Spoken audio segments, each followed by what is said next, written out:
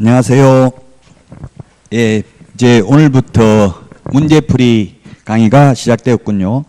이제 한 120일 정도, 100일 조금 더 남았는데 남은 기간 동안 페이스 관리를 잘 하셔서 모두 다 합격하기를 진심으로 기원하면서 강의를 시작하도록 하겠습니다.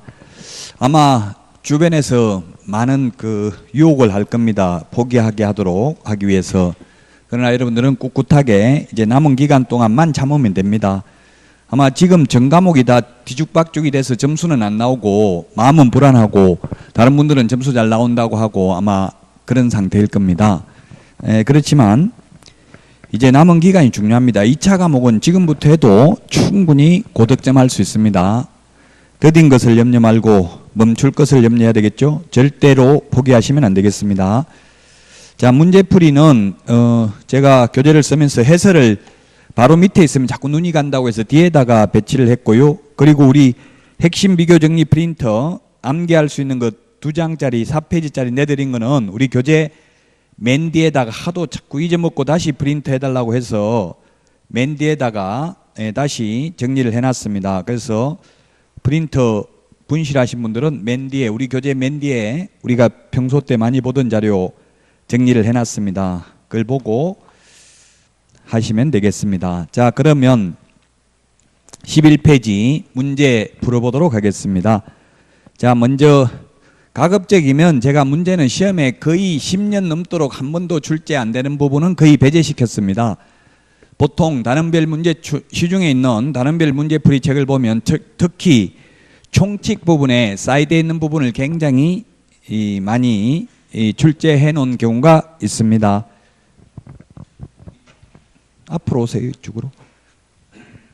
사이드에 있는 걸 많이 문제에 출제해 놨지만 저는 가급적이면 자주 출제되는 거 위주로 했고요. 그리고 해설도 가급적이면 자세하게 하려고 노력을 했습니다.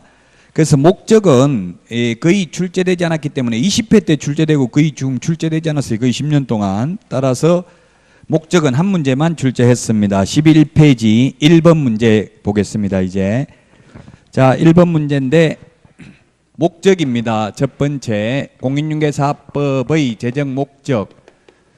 이것은 단순히 암기해야 되는 내용입니다. 2차 과목은 단순히 암기해야 되는 부분이 좀 있습니다. 이 목적을 논리적으로 설명할 수가 없습니다. 법조문 있는 그대로 암기를 해야 되는데 첫 번째 공인중개사의 업무 등에 관한 사항을 정하여 그 전문성을 제고하고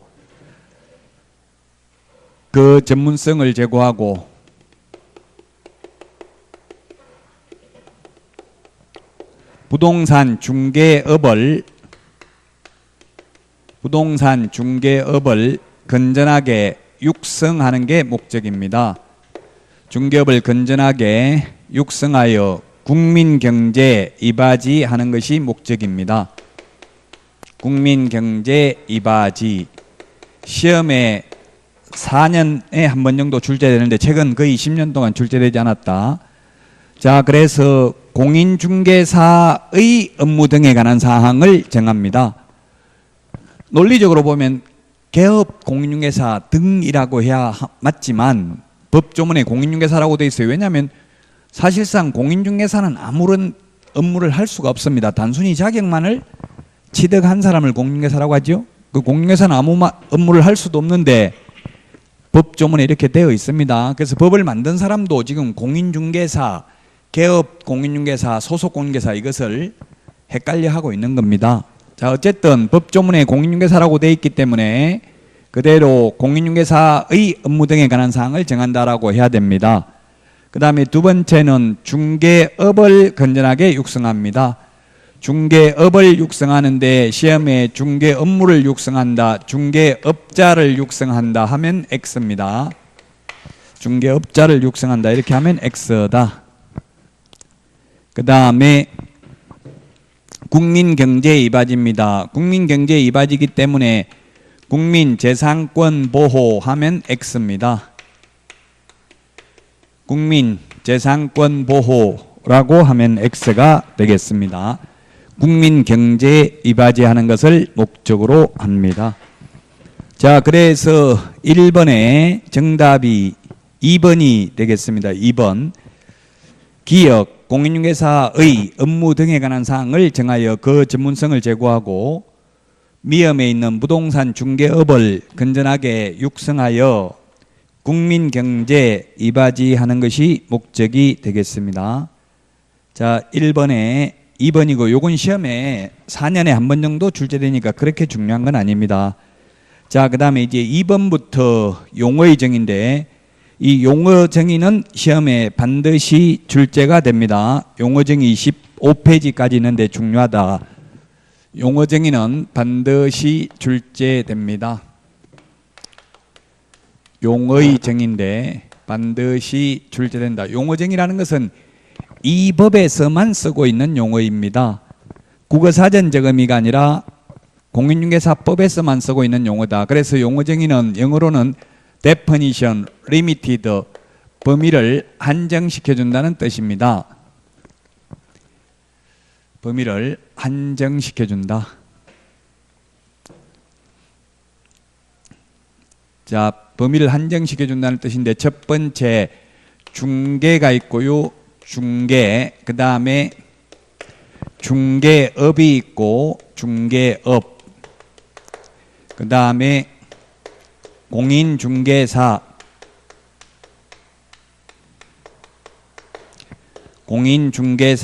그 다음에 개업공인중개사, 그 다음에 소속공인중개사, 그 다음에 중개보조원이 있습니다. 중개보조원이 있다. 자, 중개란 중개대상물에 대하여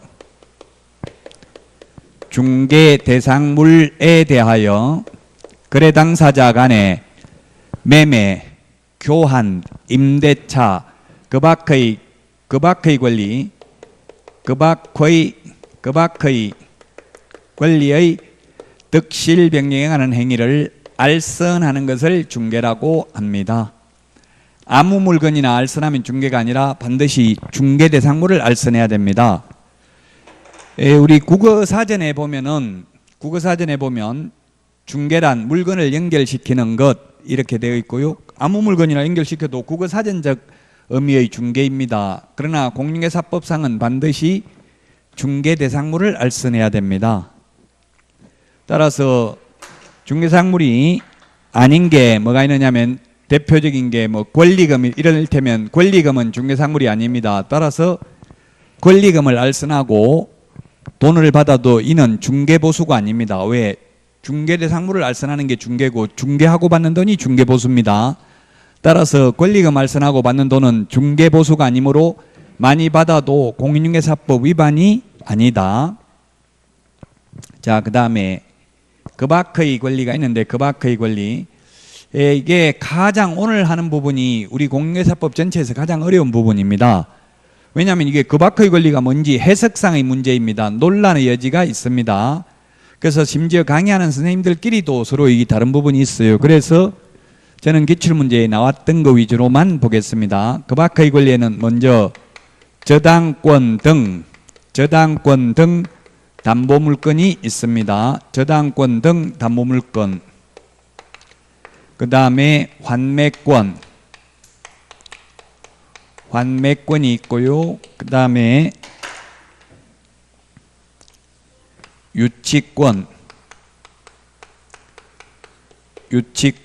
그 다음에 법정지상권,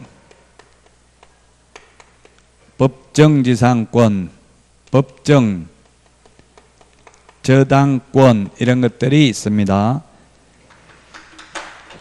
자, 그래서 저당권 등 담보물건이라고 했을 때 이게 등은 저당권 등 담보물건이라고 하면 저질류를 담보물건이라고 하는데 저당권, 질권, 유치권을 담보물건이라고 하는데 여기서 저당권 등 담보물건은 유치권이나 질권을 의미하는 게 아니라 저당권, 근저당, 담보가등기, 양도담보 뭐 이를테면 이런 것들이라고 해석해야 됩니다. 해석상의 문제니까 어렵다고 했죠. 또 이 저당권이 비록 금전 소비대차 알선에 부수하여 이루어졌다 하더라도 달리 볼 것도 아니다, 이런 판례가 있습니다. 역시 중개 대상 권리에 해당이 됩니다. 금전 소비대차 알선, 즉 은행에 돈 빌리고 저당권 설정하는 걸 알선해도 이는 중개에 해당된다, 이 말입니다. 그래서 현업에 가시면 은행 융자 알선하면, 저당권 설정을 알선하면은 커미션을 0.3% 정도 줍니다. 그걸 받아도 불법이 아닙니다. 왜냐하면 중개 보수이기 때문에, 저당권 등 담보물권을 알선하는 것도 중개이기 때문에 그렇습니다. 자, 그 다음에 환매권, 민법에서 환매권은 다시 살 수 있는 권리입니다. 이 등기된 환매권을 양도할 수 있고, 이것을 양도할 때에는 중개상 권리이므로 개업공개사만이 중개를 업으로 할 수 있습니다. 자, 그 다음에 유치권, 법정지상권, 법정저당권, 이 세 개는 성립, 설정에는 중개 개입 여지가 없고 이전, 양도할 때에는 중개상 권리에 해당됩니다. 유치권은 성립은 민법에 의해서 그 물건에 관하여 생긴 채권이어야 되고 변제기가 도래해야 되고 이런 민법상 요건을 갖추고 있으면은 당연히 성립합니다. 법정도 마찬가지죠. 법률의 규정에 의해서 성립하기 때문에 성립에는 중개 개입 여지가 없습니다. 법정 저당권도. 그러나 이전, 양도할 때는 중개상 권리다. 유치권도 일신 전속적이 아닌 재산권으로서 피담보 채권과 목적물의 점유를 함께 이전하는 경우 그 이전이 가능하며 부동산 유치권이라 하여 달리 볼 것도 아니다, 이런 판례가 있습니다. 따라서 유치권을 이전할 때는 중개상 권리에 해당된다.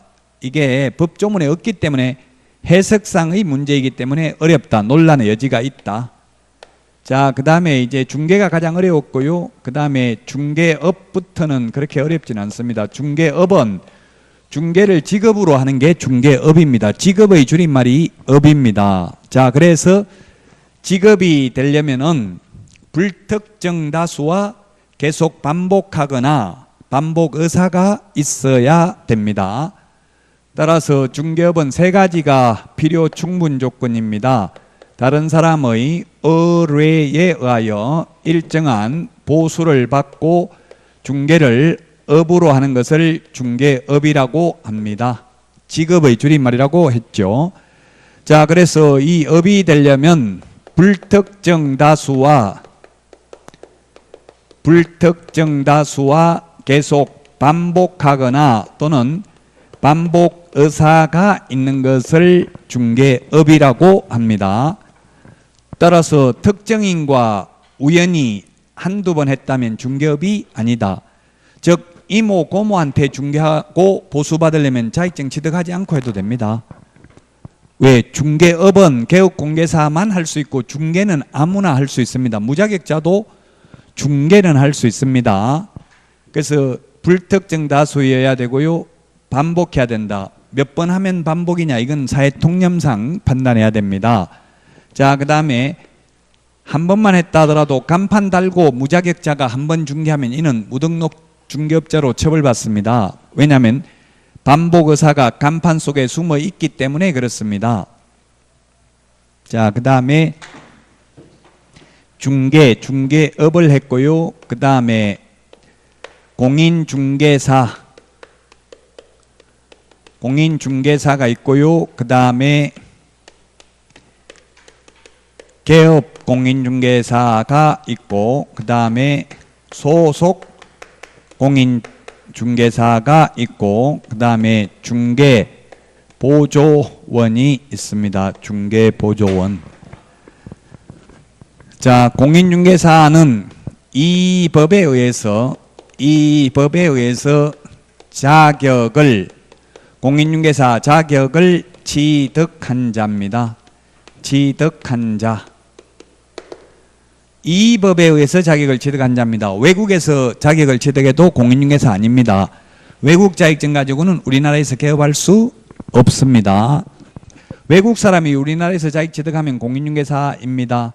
자격을 취득한 자입니다. 그래서 시험에 자격을 취득한 중개업자, 자격을 취득하여 중개업을 영위하는 자 하면 X입니다.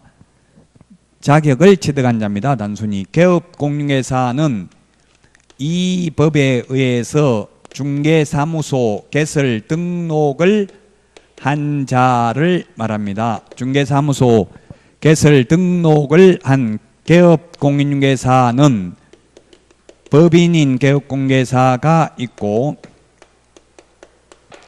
공인중개사인 개업공개사가 있고 부칙 제6조 2항의 규정에 의해서 등록을 한 것으로 보는 자, 소위 중개인 세 가지 형태가 있습니다. 이 법에 의해서 등록을 한 자입니다. 시험에 이 법에 의해서 자격을 취득한 후 등록한 자 하면 X입니다. 자격 취득하지 않고 등록을 한 중개인도 있습니다. 이 법인 및 공인중개사인 개업공개사의 업무지역은 전국이고 중개인의 업무지역은 원칙이 시도 관할구역 안에 있는 중개사물에 한하여 중개인을 할 수 있고 예외 중개인도 부동산 거래 정보망에 가입하면 그 정보망을 이용하는 경우에는 업무지역 바깥에 있는 것도 가능합니다. 자, 그 다음에 소속공인중개사 중개보조원을 합해서 고용인이라고 합니다. 직원입니다. 사장을 고용자라고 합니다. 고용자는 사장입니다. 자, 그래서 소속공인중개사는 자격증 따가지고 취직한 사람이고 중개보조는 자격증 없이 취직한 사람입니다. 따라서 소속공인중개사는 개업공인중개사에 소속된 공인중개사로서 중개 업무를 하거나 개업공인중개사의 중개 업무를 보조하는 자를 말합니다. 중개보조원은 공인중개사가 아닌 자로서 개업공개사에 소속되어 중개 업무는 안 되고 보조만 할 수 있습니다. 법인의 임원 또는 사원으로서 공인중개사인 자도 소속공인중개사에 포함됩니다. 그럼 중개 업무가 무엇인지 이거는 사회통념상 판단해야 되는데 국토부 유권 해석은 중개 업무란 계약서 작성, 그 다음에 확인 설명,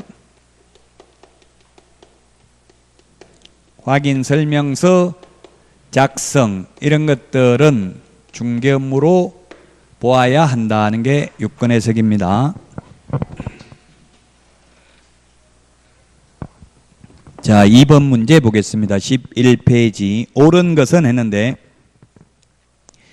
1번 외국에서 자격증 취득해도 공인중개사 아니라고 했죠?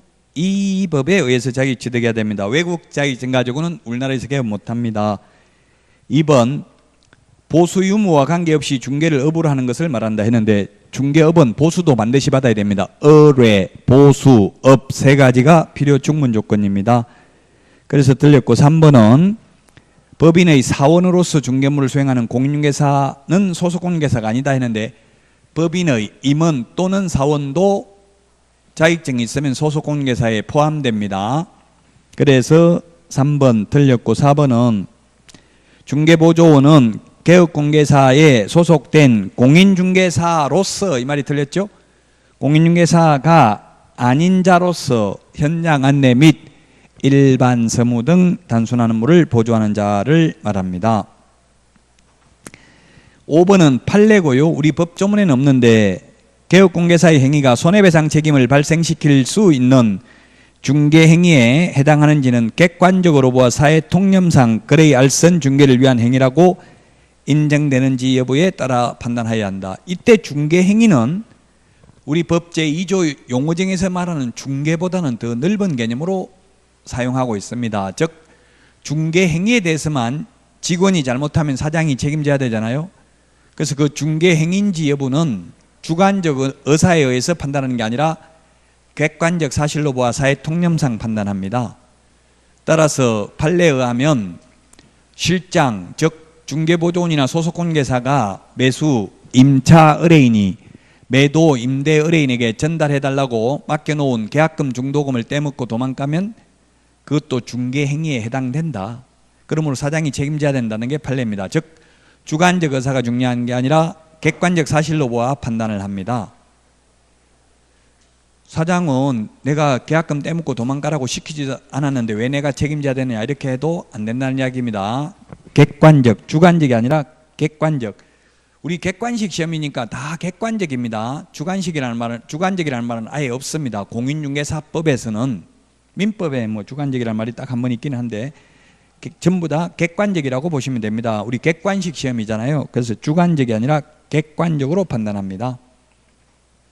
그래서 여러분들이 주관식 시험 볼 때는 주관적으로 판단해야 되고 객관식 시험 볼 때는 객관적으로 판단해야 됩니다. 여러분들 생각을 자꾸 많이 하면은 오히려 답이 틀리는 경우도 있습니다. 자, 그래서 2번은 답 5번이고요. 자, 그 다음에 3번입니다. 3번.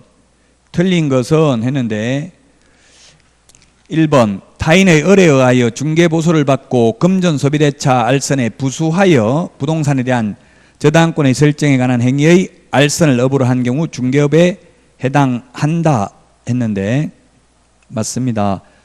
은행에 돈 빌리는 거 소개해도 그 돈 빌리고 저당권 설정을 알선하는 것을 소개해도 중개에 해당되고 그걸 돈 받고 계속 반복하면 중개업에 해당됩니다.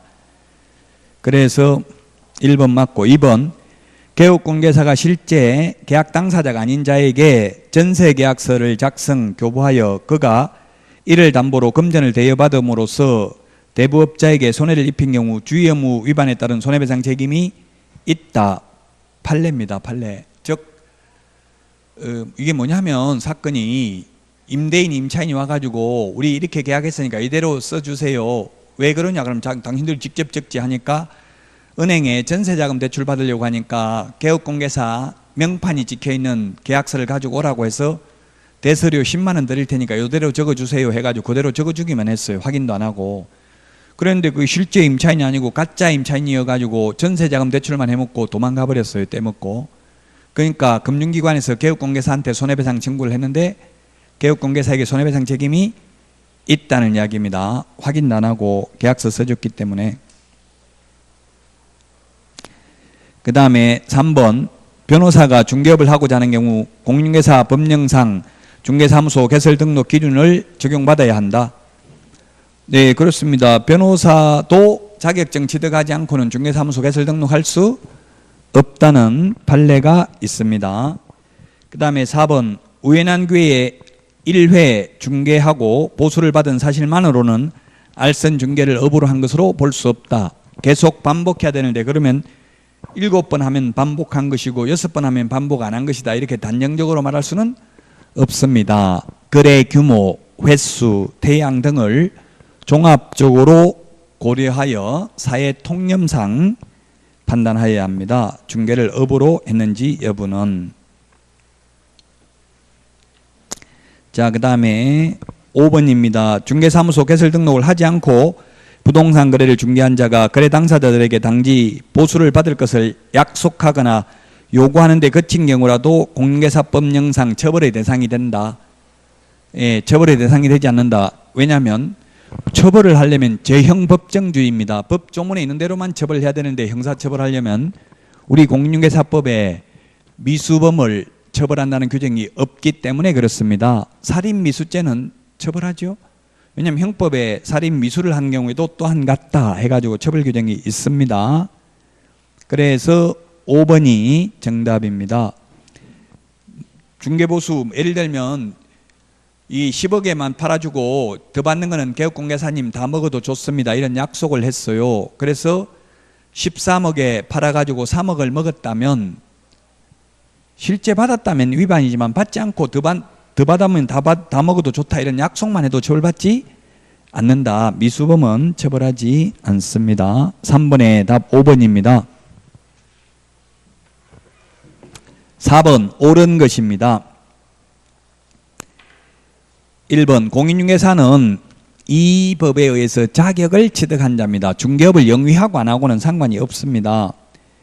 그 다음에 2번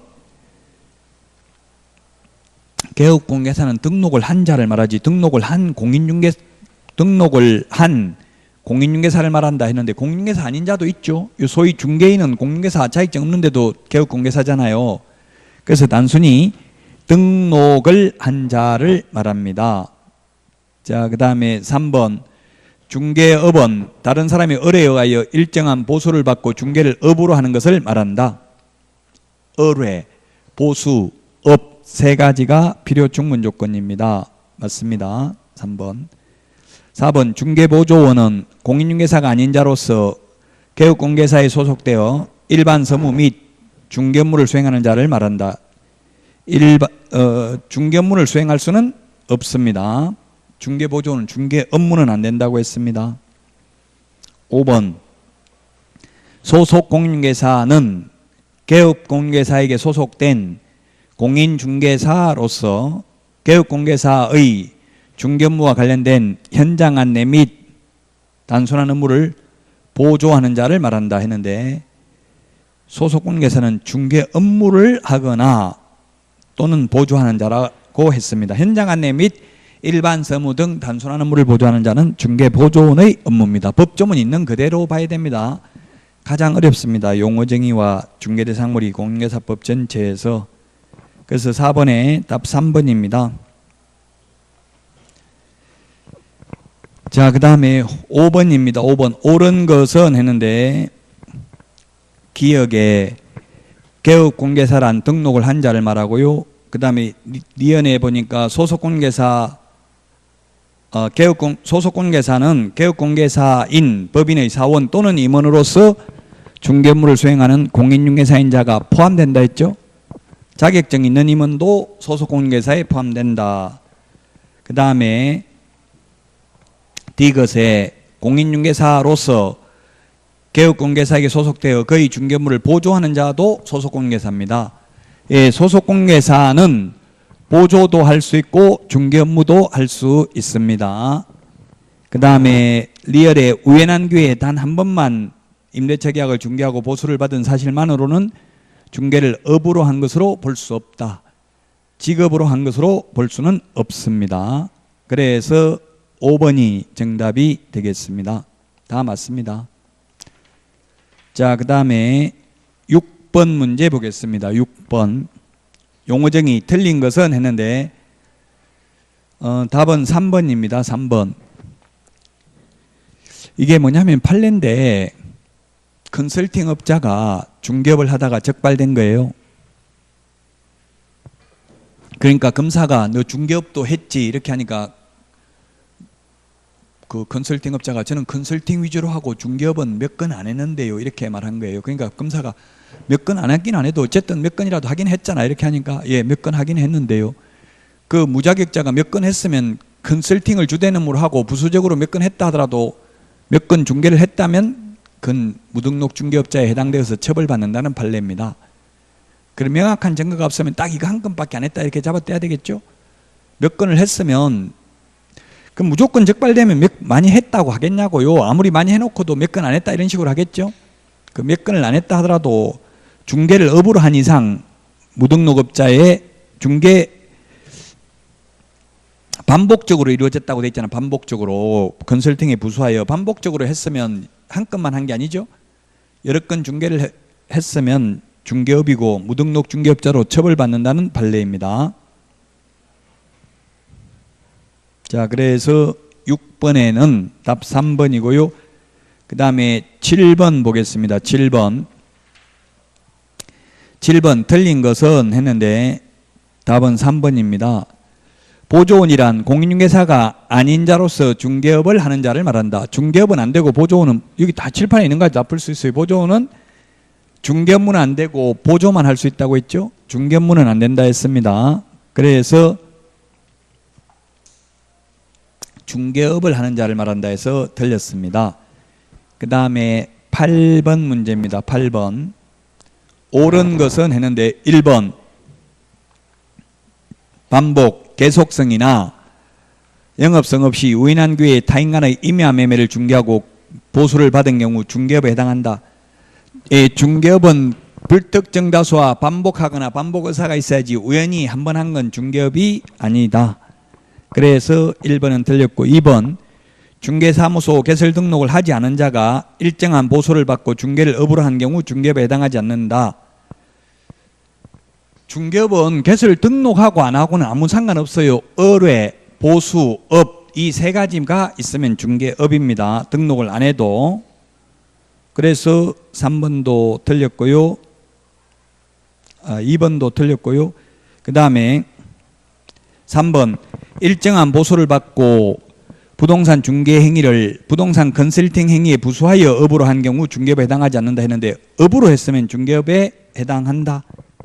4번 보수를 받고 오로지 토지만의 중개를 업으로 한 경우 중개업에 해당하지 않는다. 특정인만을 대상으로 하면 중개업이 아니지만 특정 중개 대상물만 해도 중개업이죠. 만약에 이모에게만 고모에게만 했다면 중개업이 아니겠죠. 그러나 토지만, 모텔만, 학원 건물만, 약국 건물만 중개를 업으로 해도 중개업이죠. 특정 중개 대상물만을 해도 중개업이고 특정인하고만 하면 중개업이 아닙니다. 그래서 8번에 답 4번이고요. 자, 그 다음에 9번 보겠습니다. 9번. 앞에서 했습니다. 그 4번인데요. 주관적 의사가 아니고 아까도 했잖아요. 객관적. 객관식 시험이기 때문에 주관적이라는 말 들어가면 무조건 X라고 했죠. 우리 공인중개사법에서 주관적 이 말 들어가면 무조건 X입니다. 전부 객관식 시험이니까 객관적입니다. 즉 중개 행위에 해당되는지 여부는 주관적 의사가 중요한 것이 아니라 객관적 사실로 보아 사회 통념상 중개 행위에 해당되는지 여부를 판단해야 된다. 따라서 실장이 계약금 중도금 떼묻고 도망가도 그건 중개 행위이므로 사장이 책임져야 한다는 게 판례가 되겠습니다. 자, 그 다음에 10번입니다. 10번 공인중개사 법령상 용어와 관련 내용으로 옳은 것은 했는데 1번 저당권을 양도하는 행위를 알선하는 것은 중개에 해당한다.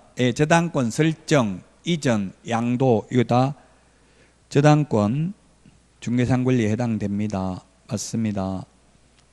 계속 반복되는데 2번 우연한 기회에 한두 번 했다면 중개업이 아닙니다. 그 다음에 3번 외국 법령에 따라 공인중개사 자격을 취득한 자도 공인중개사로 본다. 외국법에 따라 미국 법에 따라서 미국에서 자격증 취득해도 공인중개사 아니죠. 이 법에 따라 자격을 취득한 자입니다. 외국법이라고 해서 X입니다.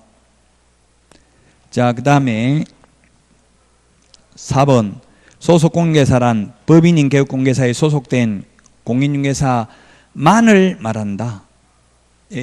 소속공개사는 법인인 개업공개사의 종류가 세 가지잖아요. 종류가 세 가지. 법인 밑에 소속될 수도 있고 공인중개사인 개업공개사 밑에 소속될 수도 있고 소위 중개인 밑에 소속될 수도 있습니다. 그래서 만자가 들어가서 4번도 틀렸고요. 5번 중개보조원이란 공인중개사가 아닌 자로서 개업공개사에 소속되어 중개사물에 대한 현장 안내와 중개사물의 확인 설명 의무를 부담하는 자를 말한다 했는데 중개보조원은 현장 안내 및 일반 서무 등 단순한 업무를 보조만 할 수 있을 뿐이고 중개업무 즉 계약서 작성, 확인 설명서 작성, 확인 설명은 할 수 없습니다. 그래서 확인 설명 의무를 부담한다 이 말이 X죠. 따라서 10번에 1번입니다. 자, 여기까지 용어 정의를 했는데 쉬었다가 16페이지 중개 대상물부터 하도록 하겠습니다. 문제 혹시 아직 안 풀어보셨으면 풀어보시기 바랍니다.